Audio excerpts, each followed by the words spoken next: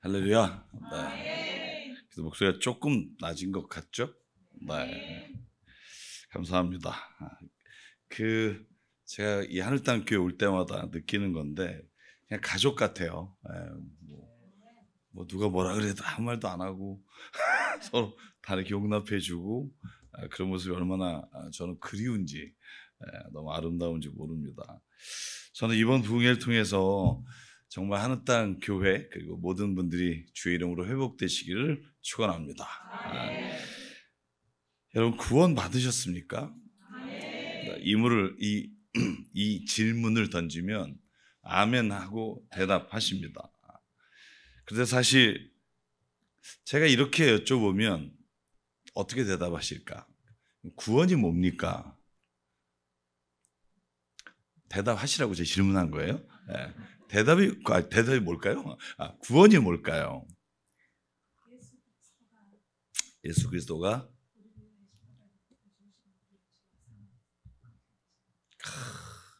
여기서 과외하나요? 네. 거의 외운 문장처럼 나오시는데 우리가 구원 그러면 많은 사람들이 생각하기를 죽음 이후에 천국에 가는 거라는 생각을 떠올리는 경우가 많습니다.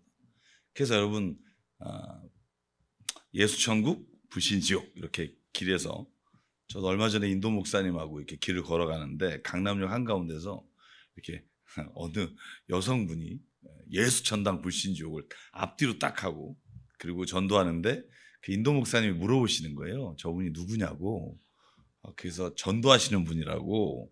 그러니까 이벤젤라이즈라고 그 인도에서는 그렇게 이제 말을 하는데 뭘 전하냐요? 그래서 예수 천당 불신 지옥을 한다 그랬더니 너무 좋다는 거예요. 왜냐면 이분도 트랙터 타시고 2,000개 마을을 돌아다니시면서 전도를 하시는데 핍박을 너무 많이 받으시면서도 담대하게 복음을 전하시는 분이에요. 그런데 제가 그분에게도 예수께서 우리를 구원하셨습니다. 그러면 그 구원을 받았다라는 말에 가장 중요한 의미를 우리가 어느 순간 천국에 간다는, 그래서 여러분 누군가가 죽기 전에 예수 믿고 구원받아서 천국 가야지라는 말이 우리 입에서 제일 먼저 떠올린단 말이죠. 여러분 혹시 넷플릭스 보시나요? 나는 신이다 보신 분? 성경도 안 읽고 뭐 텔레비전도 안 보고 자 우리나라에 공식적으로 그 예수님은 32분이에요. 나는 예수님이다 하는 사람만. 하나님은 더 많고요. 그런데 제가 드리고 싶은 말씀은 이단에서 제가 거기 넷플릭스에 나오는 4명 중에 이재록이라고 하는 이단이 있어요. 지금 감옥에 가 있는. 근데 그 교회를 다니시다가 우리 교회 오신 분이 계셨어요. 근데 저에게 묻는 거예요. 목사님 질문이 있대요. 그래서 무슨 질문이에요? 그랬더니 그 교회는 예배가 끝나면 각 나갈 때 점수표를 줘요. 당신이 지금 신앙이 뭐 60점, 30점 그러면 90점이 넘어야 돼요. 그래서 90점이 넘지 않으면 보신 분은 아실 텐데 맨 마지막에 그 넷플릭스의 이단의 맨 마지막 이재록인데 그럼 뭐가 차이가 있냐? 30점, 60점, 90점 뭐 그렇다고 교회 나올 때 못 나오게 하진 않을 거고. 그랬더니 제일 중요한 게 90점이 넘어야 천국에 가서 이재록 목사님 옆집에 산다는 거예요. 그러니까 하나님이 계시고 하나님 옆에 이재록 목사님이 계신데 본인을 성령이라 그러잖아요. 그래서 진짜 교묘하게 속여요. 하나님이 찾아오신다고 만나러 가자 그래서 의자 3개를 놓고 자기 한 자리에 앉아요. 그리고는 하나님이 오셨고 예수님 오셨고 그럼 자기가 뭐예요? 성령님이라는 거죠. 근데 진짜 재밌는 게 그 90점을 따려고요. 헌금을 전 재산을 바치기도 하고 그래서 자기는 왜 점수가 60점인지를 몰라요. 문제는. 그러니까 뭘 알아야 뭘 좀 더 개선해서 내가 90점이 돼야 되잖아요. 이유도 없어. 그냥 점수표 주면 받는데 거기다 20년 다닌 장로님이 나와요. 이제 거기서 도망 나오신.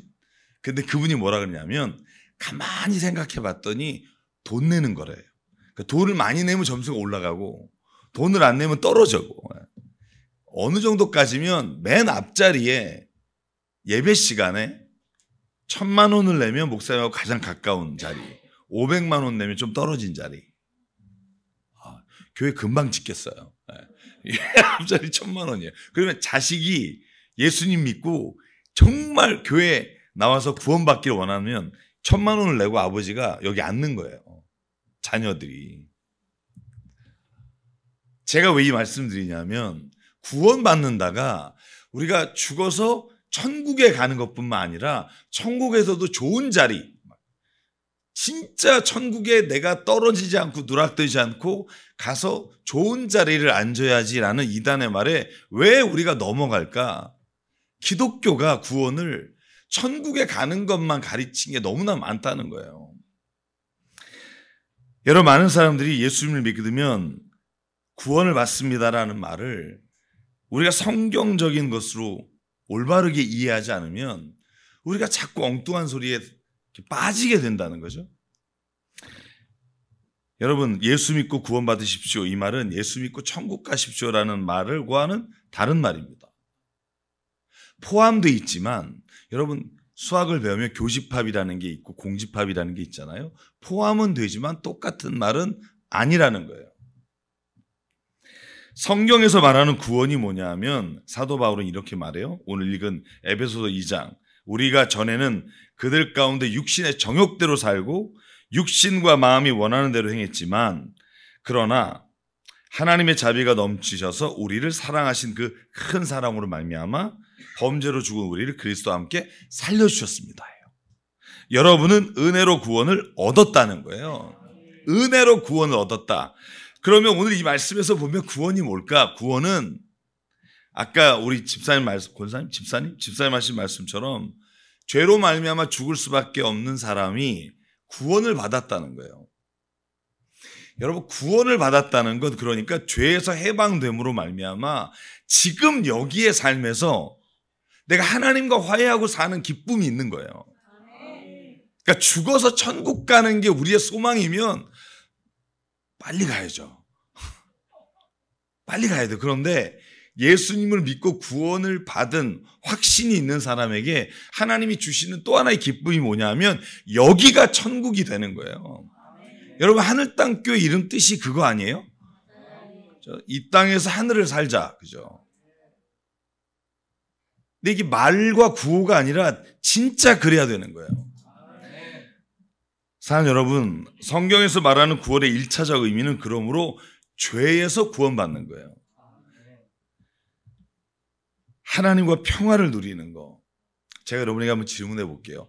여러분, 예수님 믿고 교회 나오는 게 즐거우세요? 24분.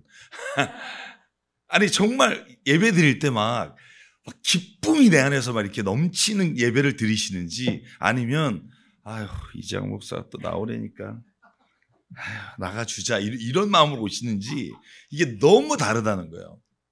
제가 어제도 말씀드렸지만 저희 교회는 일하고 예배 안 드리는 걸 제가 못 봐요.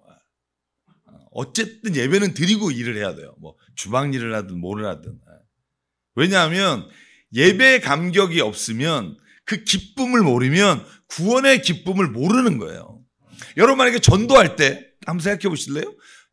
교회 나오세요. 예수 믿으세요. 했어요. 전도신 안 전도할 때 웃잖아요. 그죠? 누가 뭐라 그래도. 근데 여러분의 삶의 자리에서 예를 들면 집에서 엄마가 밖에서 전도할 때 예수 믿으세요. 내 주변에서 이런데도 예수 믿으세요. 이러는데 집에 와서 야!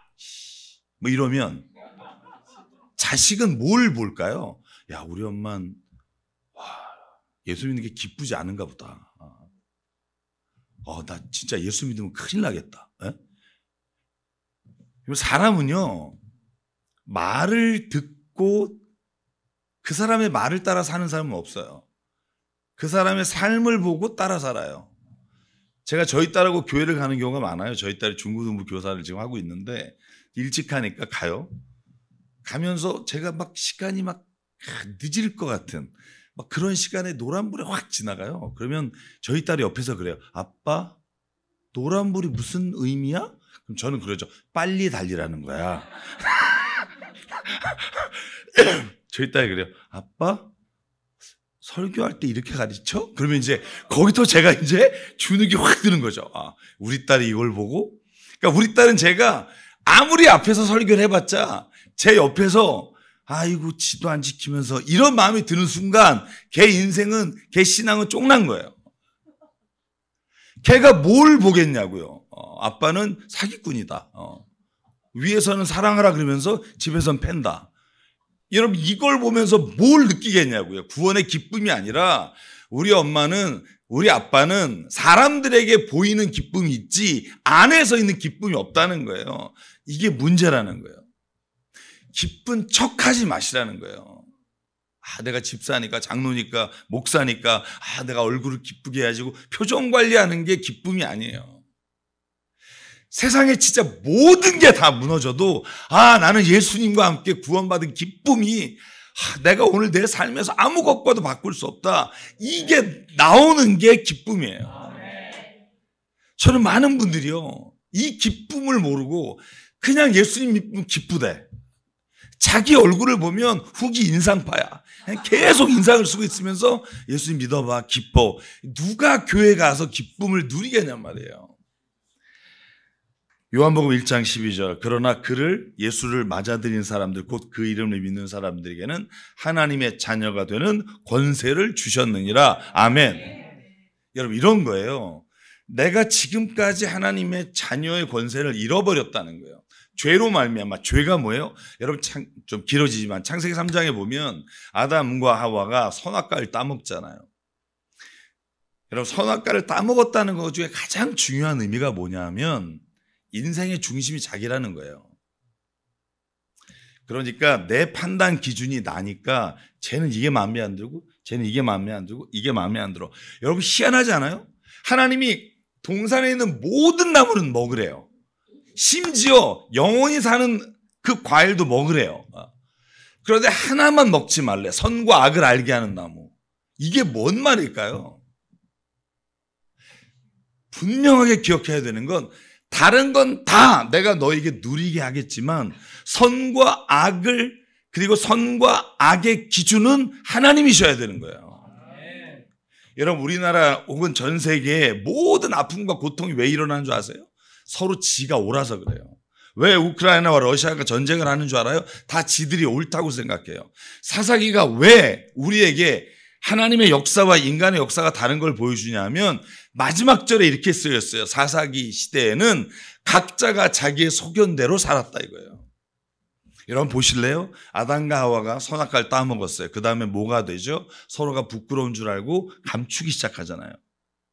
그리고는 서로가 서로를 탓하기 시작해요. 너 이거 왜 먹었니? 아, 저 여자가 줬어요. 너는 왜 먹었니? 아, 뱀이 줬어요. 자기가 모든 변명과 합리화를 하는 게 인간의 삶이 돼버린 거예요. 제가 좋아하는 철학자의 말 중에 이런 말이 있어요. 인간은 합리적인 동물이 아니라 합리화하는 동물이다. 자기가 해놓고 이걸 변명하고 합리화하기 위해 또 다른 거짓말을 해. 이게 인간이 선악과를 따먹은 결과라는 거예요. 여러분 두 부분이 계신데 너무 보기 좋아요. 집에서도 안 싸우시죠? 대답이 좀 석연치 않지만 어쨌든 왜 안 싸우냐 하면 성경은 이거라는 거예요. 너가 선과 악의 기준이 되는 순간, 창세기 4장, 가인이 자기가 예배의 주인이 되는 순간 자기 예배를 받아주지 않는 하나님도 원망하며 자기 동생을 죽여요. 왜? 자기가 선악의 기준이 되는 거예요. 인간이 이기적인 동물이에요. 제가 내일 자세히 얘기하겠지만 인간이 이기적인 동물이라 인간은요 자기 중심적일 수밖에 없어요. 근데 구원이 뭐냐 하면 이제 내가 나의 선과 악의 기준을 하나님께 맡기겠습니다. 내가 이제 내 눈으로 보는 게 아니라 하나님의 눈으로 보겠습니다라고 나는 죽었다고 선언하는 거예요. 그게 구원이에요. 천국에 가는 것에 초점이 있는 게 아니라 지금 이 자리에서 죄에서 사함받아 내가 너무나 하나님의 자녀가 된 게 기쁜 거예요. 사랑하는 여러분, 저는 우리 하늘땅 교회가 기쁨이 회복되기를 주 이름으로 축복합니다. 한번 저를 따라 웃어볼래요? 시작.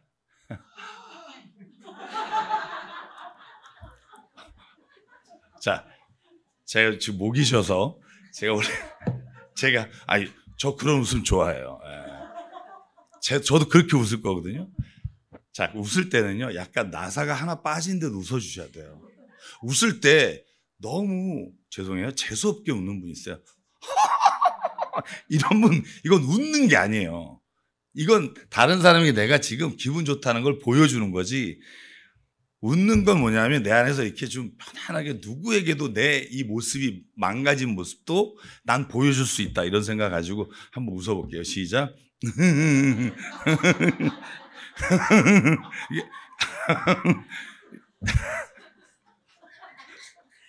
저희 잘 맞으세요. 우리 교회로 한번 오셔서. 교회는요, 깔끔한 게 아니라 내가 정말 가장 부끄러운 모습, 정말 내가 약간 나사 하나 빠진 모습도 서로가 부끄럽지 않은 게 교회라고 저는 생각해요. 아담과 하와가 뭐 이단 얘기 아닙니다. 정명석 같은 그런 해석이 아니라 벗고 있을 때 몰랐으나 선악과를 따먹고 난 다음에 서로가 부끄러워하잖아요.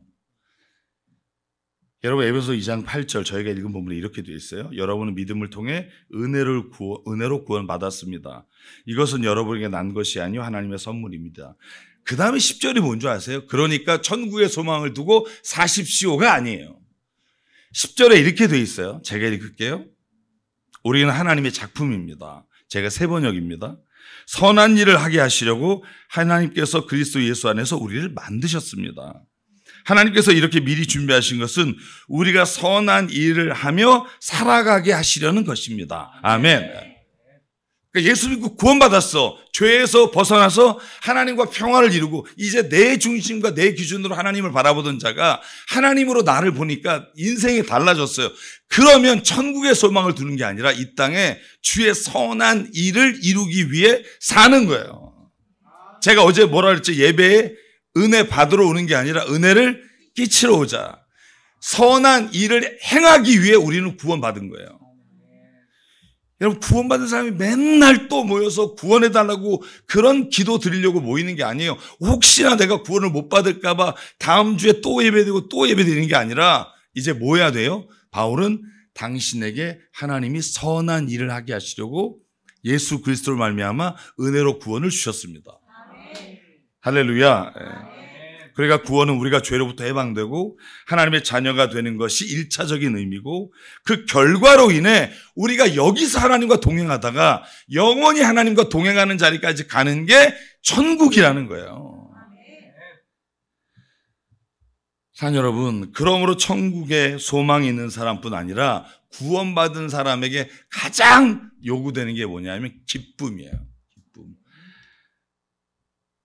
사도 바울이 로마서 5장 9절에 이렇게 씁니다. 그러면 이제 우리가 그의 피로 말미암아 의롭다 하심을 받았으니 더욱 그로 말미암아 진노하심에서 구원을 얻었다. 11절, 그뿐 아니라 이제 우리도 화목하게 하신 우리 주 예수 그리스도로 말미암아 하나님 안에서 또한 뭐 하느니라? 기뻐하느니라, 이렇게 되어 있어요. 여러분, 저는요 약간 멜랑꼴레한 사람이에요. 굉장히 그냥 혼자 있으면 항상 이렇게 좀 이렇게 생각에 많이 빠져요. 제가 중3 때 일기장을 제가 발견하고 깜짝 놀란 적이 있다고 말씀드렸는지 모르겠어요. 거기에 죽고 싶다 이렇게 써 있더라고요. 중3 때 무슨 생각을 가지고 썼는지 기억도 안 나지만 내 삶이 거짓인 것 같다 뭐 이러면서 쭉 썼어요. 약간 천성적으로 그래요. 그러다 보니까 이렇게 뭐 예수님을 믿고 교회를 다녀도 제가 어렸을 때 아버지가 목사님이셔서 나 앞에서 항상 웃어야 됐고 인사해야 됐고, 교회가 바로 사택 옆이라서 늘 교인이 쳐들어오니까 집에서 항상 손님이 오면 웃어야 됐어요. 근데 어느 순간 제가 뭘 발견했냐면 다른 사람한테 욕먹는 게 너무 싫은 거예요. 약간 아주 체질적으로 싫어요. 그래서 제가 목회를 처음 하고 나서 약간의 우울증과 함께 탈모증이 왔어요. 왜냐하면 목회를 처음 하고 이제 뭐 아시겠지만 제가 이제 8명에서 학원에서 이렇게 예배를 시작하는데 뭐 어제도 말씀드렸지만 벤치 왔어요 뭐 이런 일이 있었고, 그 다음에 사람이 좀 많아졌는데 무슨 문제가 있냐면 오는 사람마다 한마디씩 해요. 어느 교회 권사님, 어느 교회 집사님, 목사님 이건 이렇게 하는 게 아닙니다. 뭐 이렇게 해야 됩니다. 그러면 또 이런 게 맞나 보다 하고 따라하다 보면 또 이 사람은 또 목사님 그렇게 하는 거 아니라 그러고 막 이렇게 스트레스가 장난이 아닌 거예요. 그렇다고 해서 놓치긴 싫고 막 뭐가 오냐 하면 이게 사람이요. 이때부터 탈모가 와서 제가 진짜 머리가 꽤 많았는데 그때부터 탈모부터 머리가 흰머리가 나기 시작하고 굉장히 힘들더라고요. 이런 목회자분들 중에 이런 우울증이나 이런 걸 겪는 사람이 정말 많아요. 근데 그리스도인 중에도 많아요. 제가 제 자신이 왜 그런가를 봤더니 제가 착한 사람 컴플렉스가 있었더라고요. 늘 어렸을 때부터 너는 착해야 된다. 제가 그래서 정말 우리나라에 나와 있는 모든 착한 사람 컴플렉스 책은 다 읽어봤어요. 그게 딱 저예요. 남한테는 언제나 좋은 모습, 언제나 웃는 모습. 아, 기철이는 참 인상이 좋아. 이 말을 듣고 자랐지만 내 안엔 그게 없는 거예요.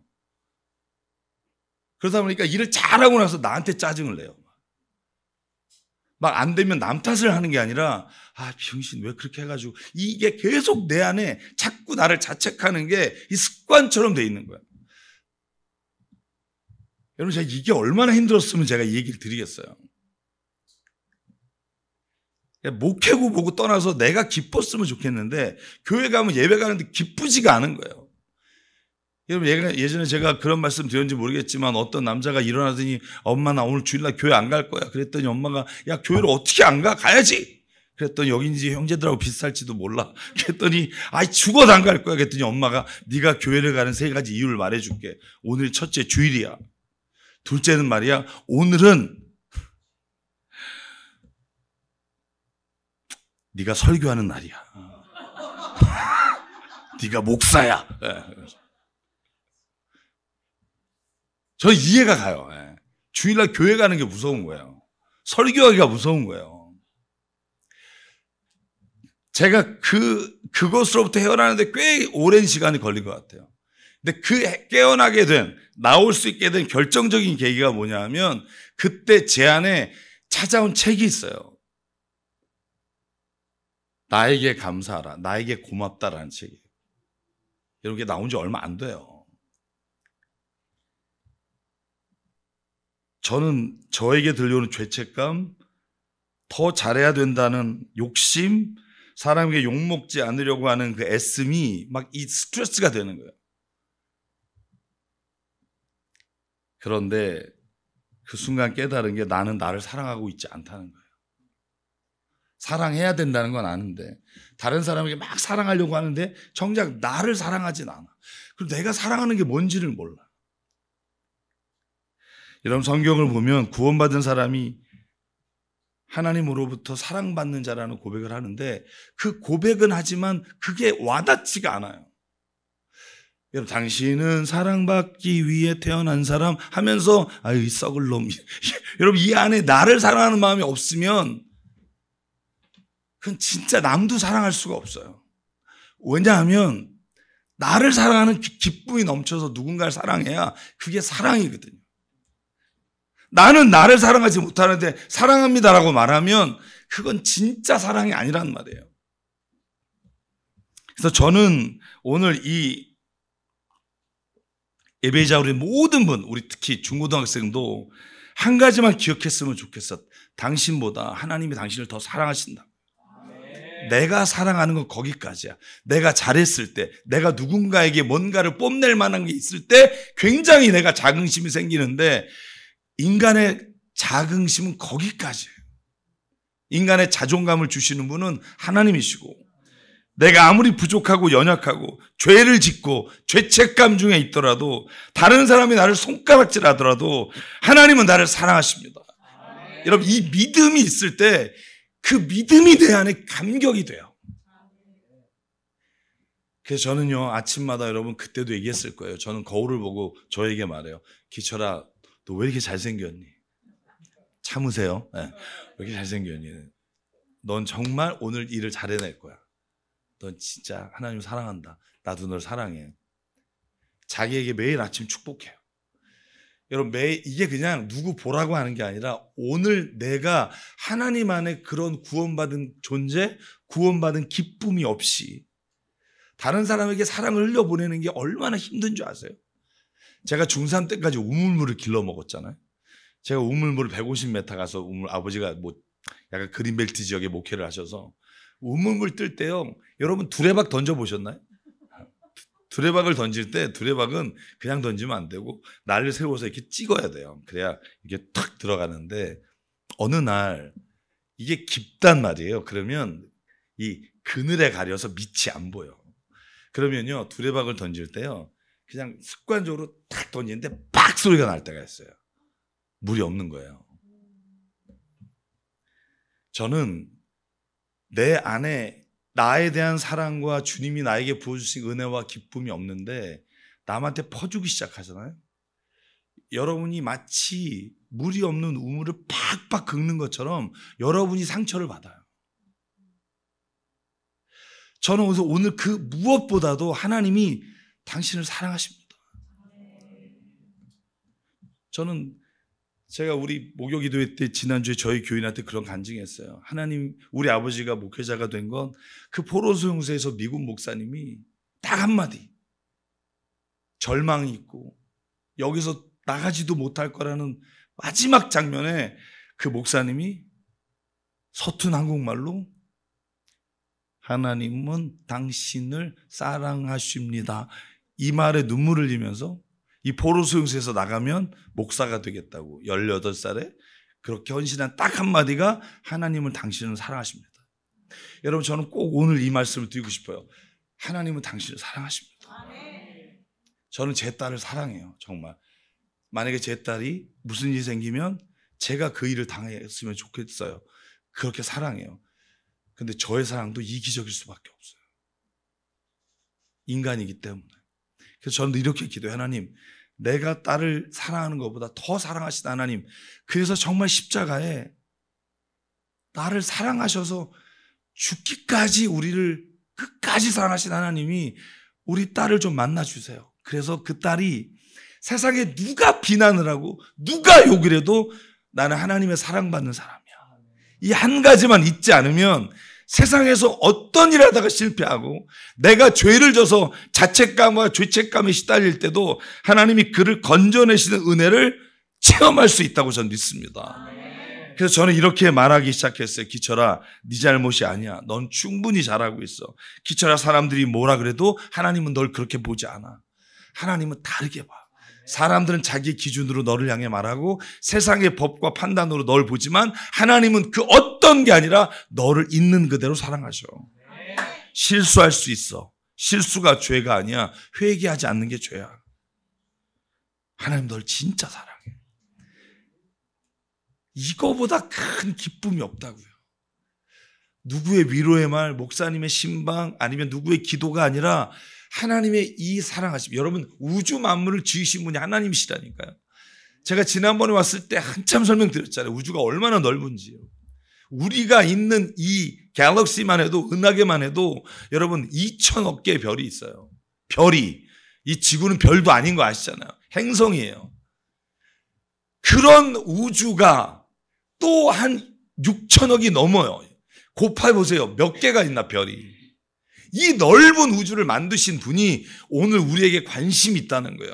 사랑하신다는 거예요. 그러므로 여러분, 오늘 이 시간 구원의 기쁨 중에 가장 큰 기쁨, 하나님이 당신을 사랑하시는 그 사랑이 회복되는 게 구원이에요. 하나님과 관계없이 살다, 내 열심히 살다가 내가 노력한 대가를 받고 살고 그러다가 내가 세상을 떠나는 거로 살다가 이제는 그게 아니라 은혜로 내가 태어났고 내가 은혜로 살다가 은혜로 하나님께 가는 걸 깨닫는 거, 이게 복음이에요. 여러분, 그래서 바울은요, 빌립보서 4장 4절에 이렇게 써요. 주님 안에서 항상 기뻐하십시오. 다시 말합니다. 기뻐하십시오. 바울이 이걸 어디서 썼냐 말이에요. 감옥에서 썼다고요. 로마 감옥에서 빌립보 교인에게 쓴 사람이에요. 야, 그러면 누가 누굴 위로해야 돼요? 빌립보 교인들이 바울에게 아우, 바울 선생님 거기에 계셔도 기뻐하십시오. 그래도 힘들지만 하나님 함께 하십니다. 이래야 되는데 바울이 뭐라고 말하냐면 주 안에서 항상 기뻐하십시오. 다시 말합니다. 기뻐하십시오. 왜 바울은 감옥 밖에 있는 사람들에게 감옥 안에서 이 기쁨의 복을 전할 수 있었을까요? 그는 상황이 아니라 주변에 보이는 게 아니라 하나님이 잘 사랑하시고 하나님이 내 안에 주시는 것만으로도 충분했기 때문이에요. 그러면 여러분, 매일 지쳐있고 재미없고 허무한 삶에 예수 그리스도께서 복음으로 오셨다면 여러분은 그냥 막연한 기쁨으로 살지 마시고 구체적인 기쁨이 있기를 원해요. 막연하게 남이 기쁘니까 나도 기쁠 것 같다라고 군중 안에서 외롭게 살지 말고 진짜 하나님 안에서 구체적인 기쁨. 예를 들면 찬양할 때 기쁨, 내가 기도할 때 기쁨, 그 기쁨을 누구에게 보이려고 하는 게 아니라 나를 사랑하시는 그분 앞에 내가 온전히 예배자로 있을 때 그 기쁨이 우리 안에 넘치게 된다는 거예요. 로마서 5장 3절에 그래서 이렇게 말해요. 다만 이뿐 아니라 우리가 환난 중에도 즐거워하나니. 환난은 인내는, 인내는 연단을, 연단은 소망을 이루는 줄 알미라. 그래서 예수께서 이런 말 하시죠. 마태복음 6장 내일 염려를 내일에 맡겨라. 여러분, 이 말은 정말 너무 귀한 말이에요. 내일 염려를 지금 염려한다고 해결되면 하세요. 네가 염려함으로 키를 한 자나 더 할 수 있느냐? 키를 크게 하면 하세요. 아무 변화가 없어요. 제가 하나 간증할까요? 저 BJ 목사님, 인도 목사님 4월 4일 날 비행기 티켓을 보냈어요. 왜? 한국 비자 인터뷰를 하는데 비행기 티켓이 없으면 비자가 안 나온대요. 왜냐면 외국을 처음 나오니까. 그래서 제가 진짜 있는 돈 없는 돈 해가지고 비행기 표를 보냈어요. 인터뷰가 3월 20일이었어요. 20일 날 전화를 했어요. 비자 나왔냐고. 그랬더니 열흘 연장됐대요. 한번 검토하겠다고. 그럼 3월 30일이에요. 4월 4일 비행기예요. 저는 그 이후에 한국에서 스케줄 다 잡아놨는데 30일 날 전화해서 하루 연기됐대요. 31일로. 그래서 제가 모든 걸 다 일단 연기했어요. 뭐 대학교 강의도 연기하고 막. 왜냐하면 왔다가 또 못 오면 막 그래서 한 주씩 다 연기했거든요. 근데 그 BJ 목사라고 그분이 저한테 뭐라는 줄 아세요? Don't worry, brother. Don't worry. God make me the way. 뭐 이러면서. 근데 저는요, 왜냐하면 돈이 일단 있죠. 뭐 여러 가지 막 내 신용이 있죠. 그러니까 염려로 가는데 don't worry, don't worry. 근데 딱 3월 31일 저녁에 비자가 나왔어요. 문제가 뭔 줄 알아요? 저는 너무 빨리 대책을 세운 거죠. 강의도 취소하고 한 주 연기해놨는데 제가 깨달은 게 있어요. 염려한 놈이나 안 한 놈이나 시간은 똑같더라고요. 저만 애쓰고 막 머리 막 숱했었는데 Don't worry, God make me a way. 뭐 이런 사람은 아무 염려 없이 그날이 왔고 나는 염려 길게 하다 그날이 왔고 차이는 결과는 똑같은데 나는 염려하면서 일주일을 살았고 그 사람은 기뻐하면서 살았다는 거예요. 제가 그래서 그 목사님 오자마자 그랬어요. 내 믿음이 진짜 약하다는 걸 알았다. 당신은 내가 그랬어요. 대책 없는 믿음이다. 근데 그 믿음은 뭐냐면 어차피 염려로 내가 할 수 없는 일이라면 그 일은 염려가 아니라 기도로 채우는 게 나아요. 오히려 그 시간을 하나님 앞에서 내가 그냥 그 이루실 줄 믿고 그 길을 걸어가는 게 훨씬 더 유익해요. 저는 예수 그리스도께서 우리의 모든 죄만이 아니라 우리의 모든 걱정과 염려를 대신 지시고 십자가에 죽어 주셨다고 믿어요. 다만 죄를 지신 게 아니라 우리의 염려와 걱정을 다 십자가에 못 박으셨다고요. 수고하고 무거운 짐진 자들 다 내게로 오라. 내가 너희를 편히 쉬게 하리라. 그러므로 여러분 세상의 염려와 걱정으로 세상을 살지 말고 저는 할 수만 있다면 구원의 기쁨이 우리의 삶에 그 모든 염려와 걱정을 이기는 은혜가 있기를 바랍니다. 하나님의 나라가 우리에게 왔다는 건 이 땅에서 지금 내가 천국을 산다는 거예요. 제가 주례할 때 지난주 토요일 날도 주례를 할 때 꼭 빼지 않는 말이 있어요. 여러분 인생에 오늘부터 가정에 천국을 살 건지 지옥을 살 건지를 결정하시라고요. 누가 주는 게 아니에요. 저는요, 말 하나만 바꾸면 천국이 이루어진다고 믿는 사람이에요. 이런 거예요. 부부끼리 당신은 뭐 이렇게 남들 다 하는 것도 못해? 이런 말하는 것보다 와, 당신은 특별하다. 다른 사람이 다 하는 것도 당신은 못하지만 당신은 잘하는 게 있을 거야. 여러분, 말을 하나 바꾸잖아요. 그러면 그 말은 능력이 있어서, 여러분 창세기 1장에 하나님이 천지를 말로 창조하셨잖아요. 그리고 우리에게 말의 권세를 주셨어요. 그래서 말은요, 정말이에요. 한번 해보시라고요. 제가 아는 분은 우리 교인들은 다 알아서 제가 거짓말을 못해요. 우리 애를 초등학교 3학년 때까지 때렸어요. 제가 4, 5, 6, 1, 2, 3, 4, 5, 6, 7 지금 10년 동안 정말 딸에게 제가 정말 이를 악물고 딸이 무슨 짓을 하든 딸이 막 속을 뒤집어 놓든 제가 하나님 앞에 선언했어요. 내가 딸에게 축복만 하겠습니다. 10년 됐거든요. 변하더라고요. 천국이 돼요. 제가 여러분이 특별히 부탁드려요. 말 한마디를 바꾸세요. 예배 드리면서, 저는 가정 예배 드리는 게 너무 좋다고 생각하지만 가정 예배를 드리면서 아이들을 협박하는 아빠 있어요. 예배 안 드려? 야, 토요일이라고 그랬잖아. 이게 뭐하러 예배 드리냔 말이에요. 예배 드리면 안 돼요. 그러면 그 아이에게는 예배는 고통스러운 거, 더럽게 짜증나는 거, 막 이런 생각이 머리에 떠올라서 오히려 예배를 안 드리면 못해요. 예배 드리는 자리에 화를 내고 가는 건 마치 하나님이 우리를 두려워서 믿게 하는 것과 똑같다는 거예요. 여러분 한번 같이 해볼게요. 천국을 살자. 말만 하지 말자. 옆에 분에게 한번 할게요. 한번 연습이에요. 너무 아름다우십니다. 너무 아름다우십니다. 네. 예.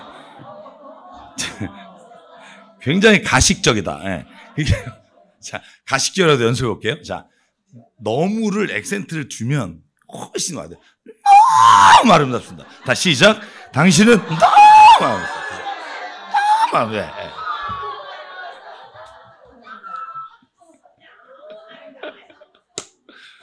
코드가 맞아요. 근데 저는 무슨 생각하냐면, 이제 정말 이게 말로만이 아니라 한번 내 안에 다짐을 하시라고요. 제가 저희 교우 중에 상담을 하는 가정이 있는데 몇 가정이 돼요. 그 중에 한 가정이 뭐가 있냐면 엄마한테 사랑을 못 받았어요. 늘 혼나는 말만 들었어요. 그게 상처가 돼서 성경 공부를 둘이 하는데 계속 울어요. 어머니 얘기 나오면. 근데 문제가 뭐냐면 자기도 아들한테 그걸 못해요. 내가 한번 알아주고 사랑한다고 해라. 그걸 어떻게 하냐는 거예요. 받아본 적이 없어요. 단 한 번도 태어나서. 근데 그 부모님도 장모님이에요. 그러니까 뭐냐면 신앙이 있고 없고의 문제가 아니에요. 신앙이 있고 없고의 문제가 아니라 내가 지금 오늘 이 가정 안에 어떤 사람으로 내가 와야 되느냐예요. 저는 요즘 꿈이 있어요. 그게 뭐냐면 내가 가는 곳마다 하나님의 나라가 이루어지길 원해요. 저는 내가 여기에 왔으면 하늘 땅 교회에 하나님의 나라가 이루어지길 소망해요. 제가 집에 돌아가면 집에 우리의 딸, 집사람, 장모님 같이 사는데 그 안에 하나님의 나라가 이루어지길 원해요. 그러니까 늘 그걸 마음에 두고 가요. 옛날에 착한 사람 컴플렉스를 가지고 내가 이렇게 보이기가 싫고 욕먹기 싫으니까 그렇게 살았는데 지금은 하나님이 정말 나에게 이 일을 위해 나를 부르셨다는 믿음이 있어요. 그래서 내가 오늘 한번 인상 안 쓰고 한번 웃음으로 받아주면 그 사람이 변하는 걸 보기 때문에 오늘날 하나님의 나라를 이루려고 집에 가요. 어제 저녁 여기서 11시에 가가지고요. 인도 목사님 빨래 받아다가 빨래방에서 5,000원 드라이니까 집에 가니까 1시 반이에요. 근데 저희 딸이 그러더라고요. 깨 있더라고요. 그래서 아빠 뭐 도와줘? 그래서 아니 괜찮아. 아빠 피곤하지? 아니야 괜찮아. 딸이 있는데 뭐가 피곤해? 난 너가 나의 에너지야. 그랬더니 막 이래요. 예. 근데 눈은요 웃어요. 예. 그리고 저는 저희 아내에게 사랑 고백을 자주 해요. 받아본 적은 없어요. 예. 여보 사랑이 너무 아름다워. 누구한테 배웠나 했더니 엄마한테 배웠어요. 이걸. 근데 눈꼬리는 좋아해요. 예. 저는 포기하지 않고 매일 해요. 언젠간 해주시겠죠. 그분이 저에게도. 여러분은 구원받은 사람이 믿으십니까? 구원받았으면 뭘 해야 되냐면 이제 바울이 말한 것처럼 에베소 2장 10절 당신은 하나님의 작품입니다. 하나님의 선한 일을 위해 이 땅에 두셨다는 거예요.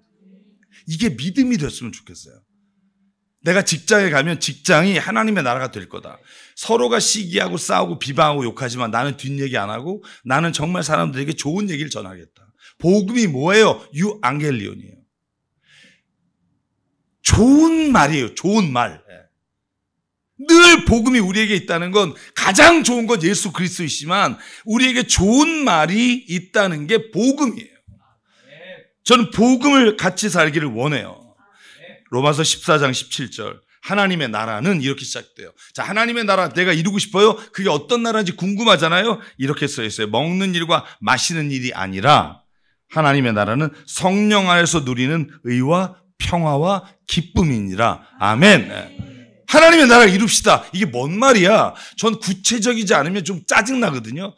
그러니까 하나님 안에서 기쁨과 평안과 의로움을 누리는 게 하나님 나라예요. 그걸 누구에게 맡기셨다? 저와 여러분에게. 그걸 위해서 뭘 해야 돼요? 내 안에 먼저 성령이 내게 주시는 기쁨이 있어야 돼요. 나를 바라보는 내 시선. 여러분 한번 이렇게 손을 얹어볼래요? 저는 여러분이 뭐 이게 되라고 하라고 억지로 되는 건 아니에요. 손을 얹고 이렇게 말했으면 좋겠어요. 네가 얼마나 소중한지 아니? 지한테 하나씩 하시라고요. 네가 얼마나 소중한 줄 아니? 사람들이 말하는 그 사람은 네가 아니야. 두 문장만 되면 어렵죠? 저는 그 말을 꼭 해요. You are special이라는 그 우화집도 그런 내용이잖아요. 아무리 누가 나에게 딱지를 붙여도 내가 자존감만 있으면 그 딱지가 떨어지는 거예요.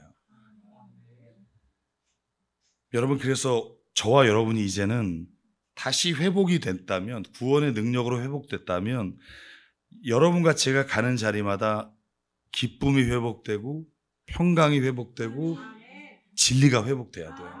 그래서 저는 그런 꿈 꿔요. 정말 제가 가는 곳마다 그런 곳이 되기를. 그래서 저는 아무 데나 잘 안 가요. 왜냐하면 제 부담이 있기 때문에. 여러분, 예수님이 이런 말 했죠. 하나님의 나라를 눈으로 볼 수 있는 게 아니다. 보라, 여기 있다 저기 있다가 아니라 하나님 나라는 어디 있다? 너희 가운데 있다. 여러분, 이 너희 안에라는 헬라어는요, 두 가지 의미가 있어요. 네 안에, in my heart, 그리고 among you, 너희 가운데란 말이에요. 이 두 가지가 같이 이루어지는 거예요. 하나님의 나라가 내 안에만 있잖아요. 그 사람이 이기적인 거예요. 하나님의 나라가 내 안에서 우리 가운데 퍼지게 하는 게 누룩이에요. 그래서 예수는 뭐라고 말했냐면 하나님의 나라는 마치 누룩과 같다. 여러분, 누룩이 부정적으로 쓰이잖아요, 구약에서는. 그런데 예수님은 이걸 누룩과 같아서 너희가 하나님의 나라를 누군가가 소유하면 이 나라는 퍼져나갈 수밖에 없다는 거예요. 기쁨은 기쁨을 부르고, 여러분, 우리가 가지고 있는 평강은 평강을 불러요. 그런 의미에서 여러분, 저와 여러분에게 오늘 가장 먼저 구원의 기쁨이 회복되기를 주의 이름으로 축복합니다. 마지막으로 오늘 구원의 기쁨, 구원의 감격이 있는 사람에게는 제일 먼저 회복되는 게 감사의 말이에요. 여러분, 누구보다도 저는 오늘 자기 자신에게 감사했으면 좋겠어요. Thanks God, thanks to everybody. 누군가에게 하는 게 아니라 나에게 고맙다. 제가 그 책을 읽고 참 많이 울었어요. 거기 뭐라고 써 있냐면 이렇게 써 있었어요. 네 탓이 아니야. 넌 참 잘하고 있어. 괜찮아. 이 말은 당신이 누군가에게 하기 전에 당신에게 먼저 했어야 되는 말입니다. 근데 그때 눈물이 확 나는 거예요. 내가 왜 힘들었을까? 남을 세워주고 남을 막 하는데 정작 나는 막 지쳐있는 나에게는 한마디 위로가 아니라 맨날 자책과 정죄를 하니까. 그래서 여러분, 감사도 누구에게 하냐? 오늘 감사하는 게 나에게 하세요. 뭐 이기적이다 이렇게 생각하지 마시고, 어차피 인간은 이기적인데 좀 똑똑하게 이기적이 되자고요. 나에게 감사하는 게 이기적인 행위지만 남에게 피해 안 주는 이기적인 행위예요. 나에게 감사한다. 그건 곧 하나님이 내게 주신 은혜를 통해 감사한다는 말이기 때문에 하나님께 감사한다는 말과 같다는 거예요. 여러분 골로새서 1장 15절 이렇게 되어 있습니다. 그리스도의 평화가 여러분의 마음을 지배하게 하십시오. 이 평화를 누리도록 여러분은 부르심을 받았습니다. 또 여러분은 감사하는 사람이 되십시오예요. 그리스도와 함께 평화를 누리게 된 사람에게 제일 먼저 떠오르는 거 감사. 우리가 영적으로 회복되잖아요. 그러면 제일 먼저 변하는 게 감사예요. 얼굴 표정이 달라져요. 찌그러진 얼굴이 펴지고 얼굴에 웃음이 회복되고 눈에 눈물이 나요. 부정적인 것들이 떠나고 불평이 감사가 돼요. 왜? 왜 그럴까요?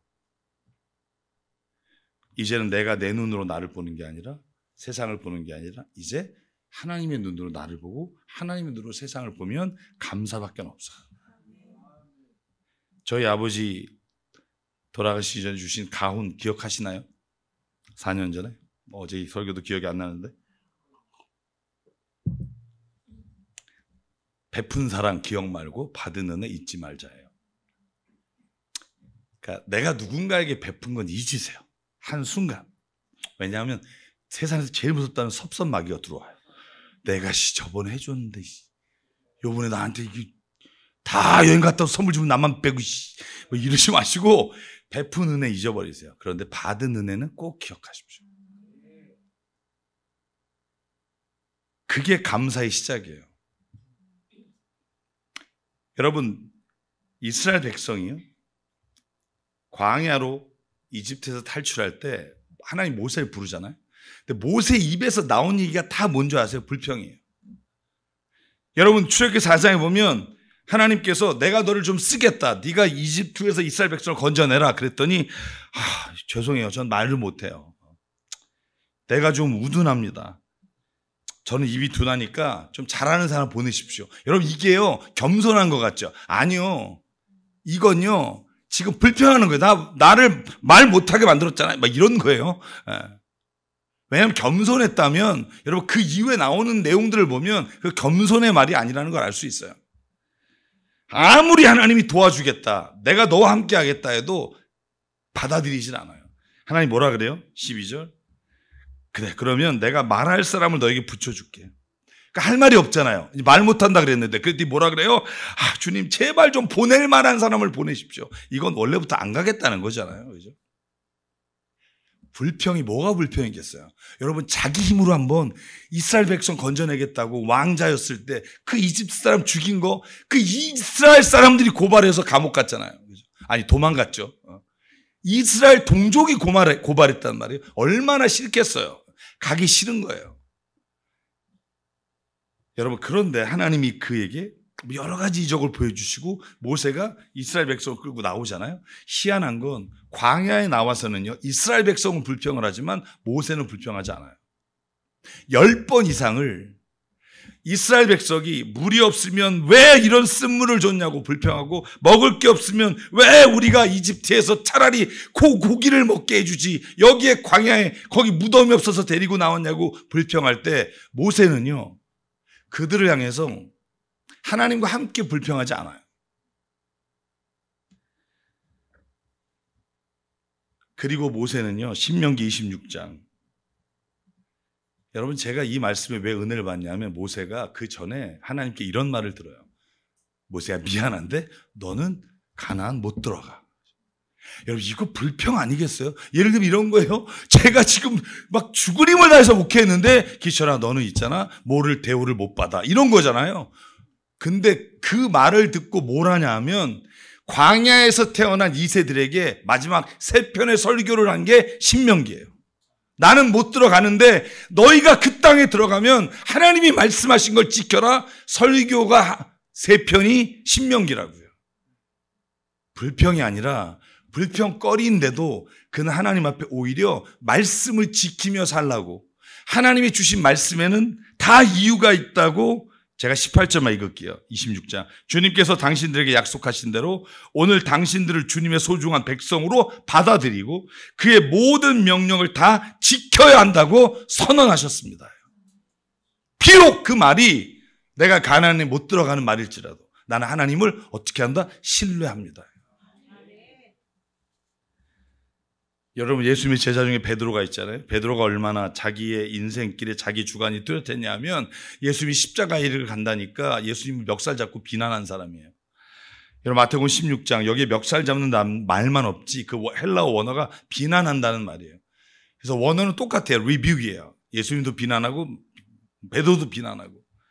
절대로 안 됩니다. 왜냐하면 내가 생각하는 이스라엘의 구원을 이루어야지 왜 십자가에 죽느냐고 대든단 말이에요.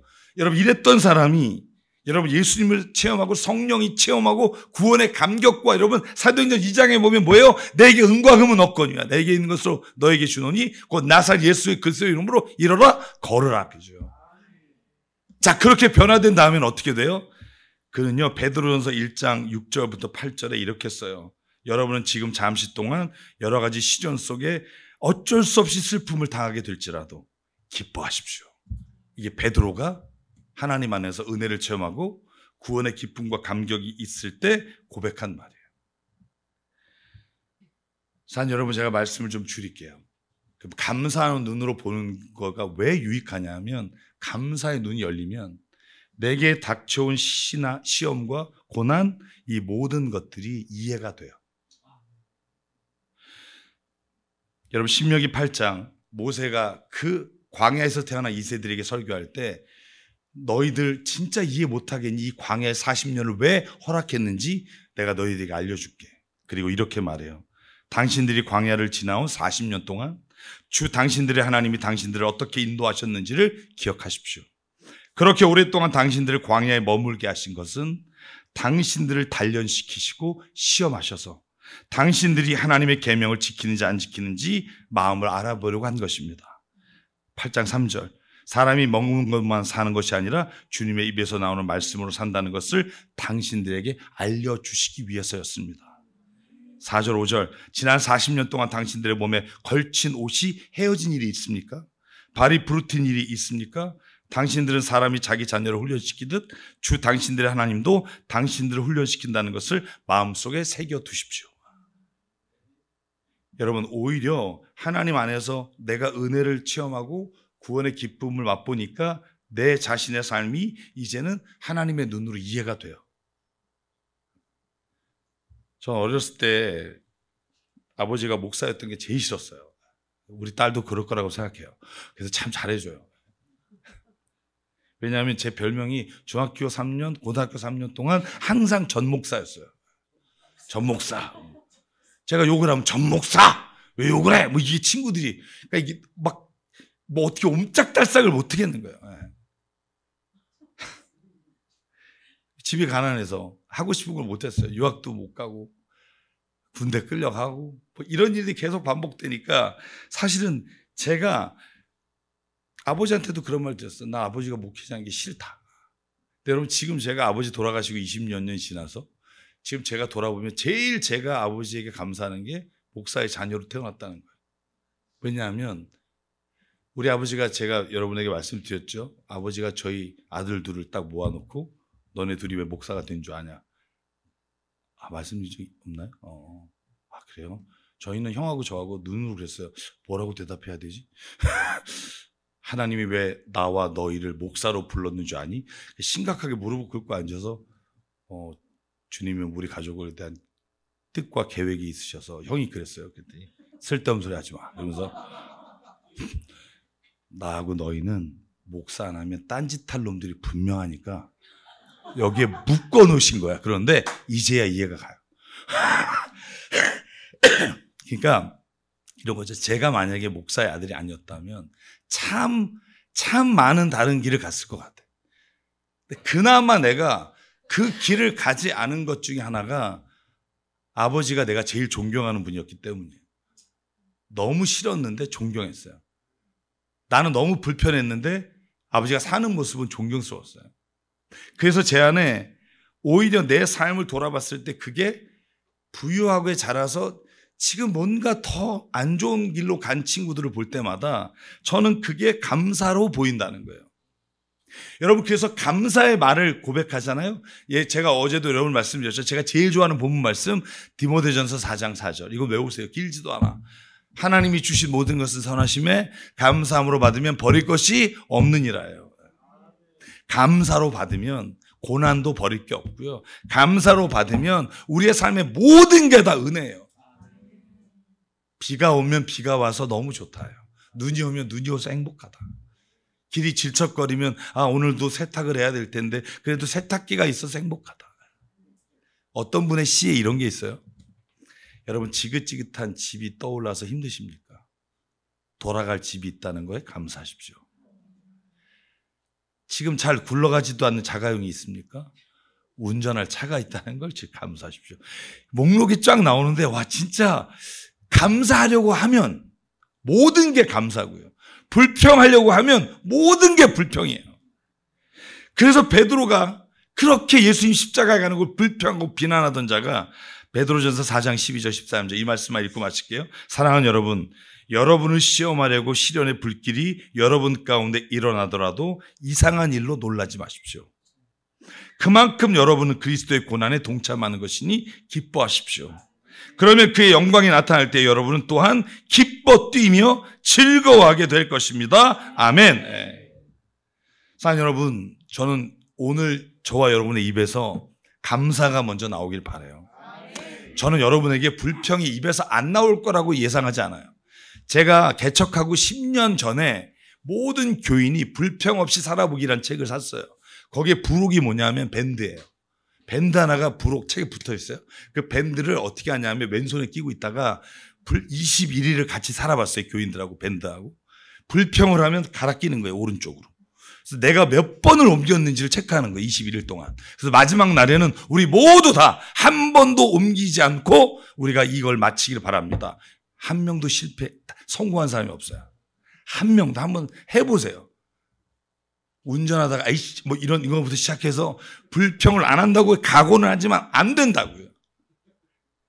여러분 불평하실 거예요. 그런데 제가 여러분에게 부탁드린 건 감사로 돌아오는 속도가 빨라지시길 바라요. 감사로 돌아오는 속도가 우리의 신학의 성숙이라고 봐요. 제가 긴 본문을 좀 하나 요약해서 말씀드릴게요. 여러분 누가복음 17장에 보면 10병의 나환자가 문둥병에서 고침을 받아요. 근데 한 명만 와요. 다 생략하고. 자, 그래서 감사하러 온 이 사람만 병을 고쳤나요? 10명 다 고쳤죠. 그럼 여러분 감사한 사람이 가지고 있는 특권? 감사한 사람이 감사함으로 인해서 얻은 게 뭐예요? 여기 정답지가 있다니까. 어떻게? 그러셨구나. 그러네요. 저는 그게 놀라웠어요. 네 믿음이 너를 구원하였느니라. 그러니까 현상을 보면 병 고치는데 우리의 신앙의 초점이 있으면 똑같아요. 믿는 자나 안 믿는 자나 어디 가서 뭘 절하든 고칠 수 있어요. 그런데 그에게는 구원의 기쁨과 감격이 없어요. 예수님과 만나서 감사합니다. 나를 창조하신 분도 하나님이시고 나를 오늘 고치신 분도 하나님이시고 내 인생에 앞으로 그러니까 이끌어줄 분도 하나님이십니다라는 고백이 하나님께 좋은 게 아니라 우리의 삶을 변화시킨다고요. 9명의 나병 환자는 고치를 받고 갔잖아요. 근데 가서 그는 하나님과 계속된 감사와 하나님 안에서 누리는 구원의 기쁨이 없다는 거예요. 이게 하나님이 주시는 특권을 놓치는 거예요. 하나님의 자녀가 되는 권세를 놓치는 거예요. 그러면 여러분 감사함으로 인해서 여러분 저와 여러분이 감사가 우리의 구원의 기쁨을 훨씬 더 크게 하는 은혜가 있기를 주의 이름으로 축복합니다.